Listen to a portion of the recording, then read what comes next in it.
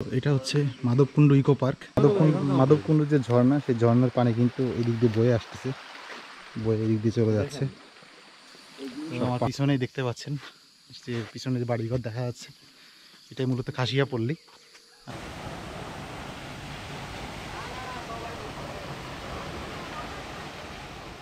আসসালামু আলাইকুম, good morning everyone, good morning সবাইকে। আজকে হচ্ছে শনিবার, আমাদের ট্যুরের দ্বিতীয় দিন। তো রাইট নাও আছি একদম হোটেলে, আমাদের রুমের সামনে। তো হোটেলের সামনে এরকম পুরাটাই বেলকনি, লম্বা বেলকনি। তো এখন বাজতেছে সকাল 7:30। আমরা ফজরের নামাজ কালাম পড়ি আর ঘুম পড়ি নেই। এখন আমরা এখন চা নাস্তা খাবো।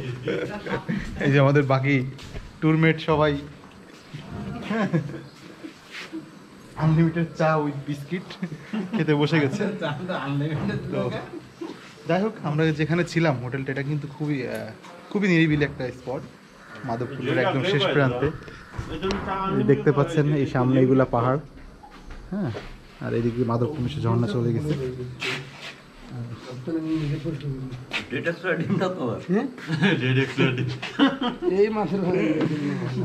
তো এই যে আমাদেরকে নাস্তা একটা আন্ডা ধরিয়ে দেওয়া হয়েছে, এটা এখন আমরা ভক্ষণ করব। কেমন হচ্ছে? লাল পানি কেন? এই যে তোমরা যে সাদা পানি খাও, খাইতে খেতে ক্লান্ত হয়ে যাও, এর জন্য লাল পানির ব্যবস্থা করা হয়েছে। আচ্ছা আচ্ছা। তো বন্ধুরা, আমরা আমাদের হোটেল থেকে মাত্র বের হলাম সবাই একসাথে। এখন আমরা কোথায় আছি? আমরা খাসিয়াপল্লীতে যাবো। আচ্ছা, এখানে খাসিয়াপল্লী আছে, সেখানে যাব। ওখান থেকে আমরা মাধবকুণ্ড যে ঝর্ণা, এটার ভিতরে ঢোকার চেষ্টা করব। যদি এখনো টিকিট ওপেন হয় নাই, 9টা ওয়েট করতে হবে। এখানে কিন্তু হোটেল আছে, আপনি এসে এখানে নাস্তা করতে পারবেন। এখানে পার্কিং এর ব্যবস্থা আছে, আপনার গাড়ি, বাস সবকিছু এখানে পার্কিং করতে পারবেন। তো কালকে যখন আমরা সন্ধ্যার সময় আসছি, তখন সব বন্ধ ছিল, এই জন্য আসলে ওইভাবে দেখাতে পারিনি। তো এটা হচ্ছে জেলা পরিষদ আধুনিক ডাক বাংলো মাধবকুণ্ড। আপনার যদি কোনো লিঙ্ক থাকে বা এখানে এসে কিন্তু আপনি চাইলে মানে রুম নিয়ে থাকতে পারেন। এটার পরিবেশ মোটামুটি খুবই ভালো। তো যাই হোক, আপনাদেরকে জানিয়ে রাখলাম। সো এটা হচ্ছে মাধবকুণ্ড ইকো পার্ক, এখন বন্ধ। সকাল 8টা থেকে চালু হবে, সকাল 8টা থেকে বিকাল 5টা। তো মাধবকুণ্ড যে ঝর্ণা, সেই ঝর্ণার পানি কিন্তু এদিক দিয়ে বয়ে আসতেছে, বয়ে এদিক দিয়ে চলে যাচ্ছে। সব পাহাড়ি ঢল। আর এই সিলেট অঞ্চলে যতগুলো নদী আছে, কিন্তু সবগুলাই একমুখী, অর্থাৎ পাহাড়ি ঢল নেমে আপনার সমতলে যে পানি মিশে যায়। তো এখন চলে আসছি খাসিয়াপল্লীতে। তো আমার পিছনেই দেখতে পাচ্ছেন যে পিছনে যে বাড়িঘর দেখা যাচ্ছে, এটাই মূলত খাসিয়াপল্লী। আর দুই সাইড দিয়ে দেখেন সুন্দর চা বাগান, মানে just look at the view. পরিবেশটা দেখেন, অত্যন্ত চমৎকার। হ্যাঁ, মনে হচ্ছে এই পথে হারিয়ে যাই। একদম শান্ত নিরিবিলি, ঝিঝি পোকার ডাক, হ্যাঁ, কোনো যান্ত্রিক কোনো শব্দ নাই, যান্ত্রিক কোলাহল থেকে একেবারেই মুক্ত। অসম্ভব পরিবেশ, অসম্ভব সুন্দর।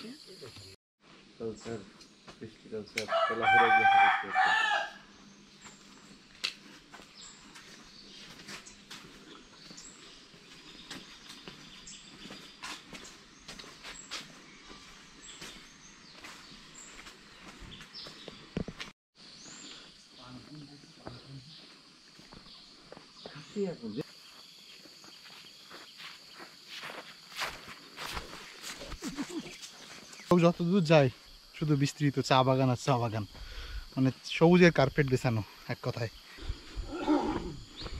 তো আমরা এই খাসিয়াপঞ্জি ঘোরা শেষ করে আমরা এই মানে চা বাগানের ভিতরে চলে আসছি, আর এখান থেকে শেষ করে আমরা মাধবকুণ্ডী ঝর্ণা দেখতে যাব।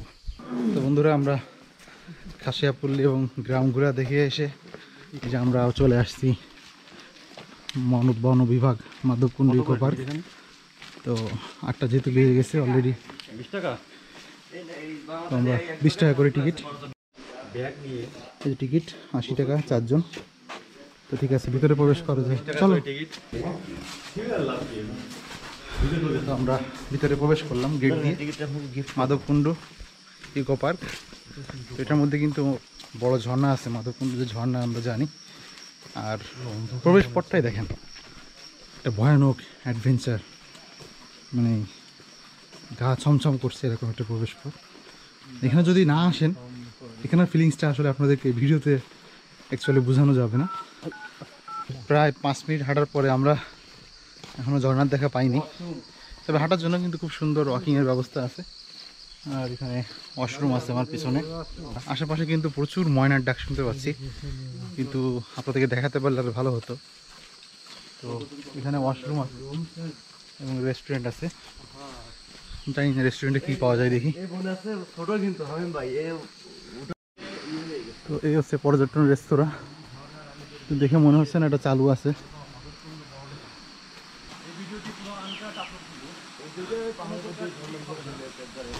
একদম পাহাড়ের ভিতরে, গহীন ভিতরে, চারিদিকে গহীন পাহাড়, অন্ধকার,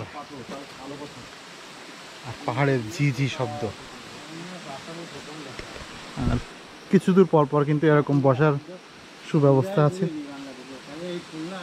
সেই 10 থেকে 15 মিনিট হাঁটার পরে আমরা আমাদের কাঙ্ক্ষিত গন্তব্যে চলে এসেছি, মাধবকুন্ডু, সেই বিখ্যাত ঝর্ণা। তো আপনাদেরকে এখন দেখাবো সেই ঝর্ণা। ও আলহামদুলিল্লাহ, অসম্ভব সুন্দর। ওই যে দূরে দেখতে পাচ্ছেন, যদিও আমার গোপ্রোতে অনেক লেন্স বড় থাকার কারণে আপনারা ছোটোই দেখতে পাচ্ছেন, সমস্যা নয়। আস্তে আস্তে ঝর্ণার কাছেই যাচ্ছি।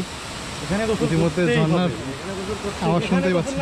গতকাল থেকে আমরা শ্রীমঙ্গল ট্যুর করতেছি, এটাই ছিল বেস্ট প্লেস।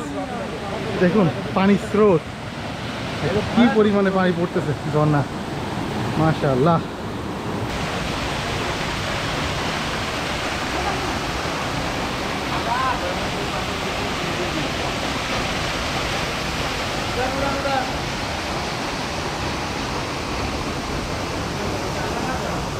এখানে কিন্তু সুন্দর বসার ব্যবস্থা আছে, আপনি বসে বসে ঝর্ণা উপভোগ করতে পারবেন।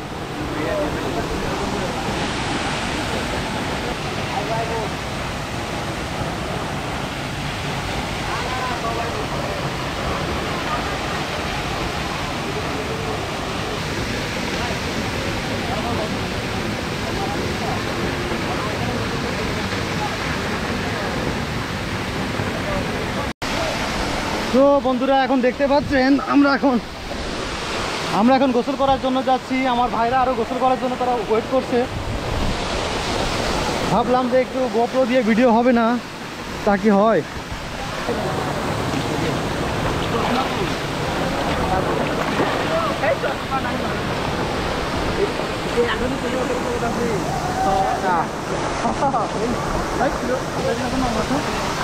চলো আটকে যাই।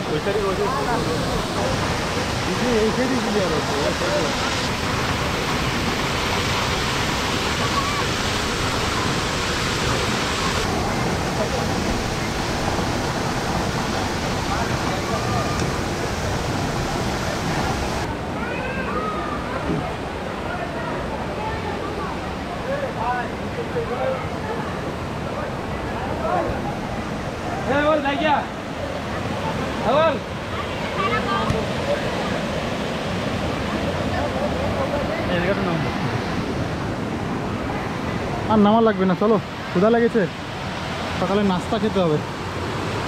সে আমরা মাধবকুন্ডু যে ইকো পার্ক, এটা থেকে আমরা বের হয়ে গেলাম। তো আজকে সকাল 7:30টায় বের হয়েছি। 7:30 থেকে বের হয়ে অলরেডি 5000 স্টেপ কমপ্লিট করে ফেলছি। তাহলে কী পরিমাণে হাঁটছি চিন্তা করেন। আর এখান থেকে বের হয়ে দেখুন সুন্দর সুন্দর ড্রেস পাবেন, শাল পাবেন, সেই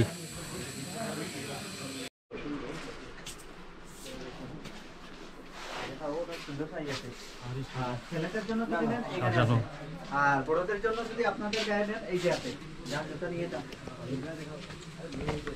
ছোট বাচ্চা তো দেখা কোন দেশি?